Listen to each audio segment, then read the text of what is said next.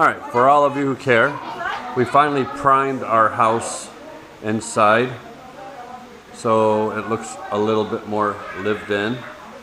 We had it primed with white primer all around here. Not sure on the color of the paint yet, but we'll paint it next year when we get back. Probably like a tan, maybe a tan color. They finished the cabinets about a week and a half ago. We got one cabinet up here. Don't have enough knobs for them, but yeah. And over here we have more. And down here, this used to all be open space, so pots and pans and miscellaneous go down here. Storage over here in the corner.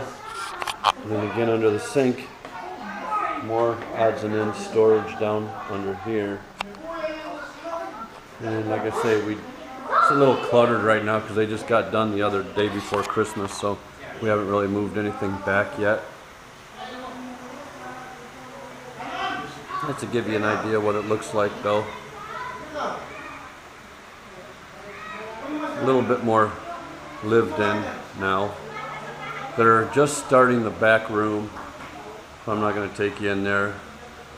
They haven't done Nathan's room, our bedroom, or the bathrooms, or the storage room yet. But we're on our way.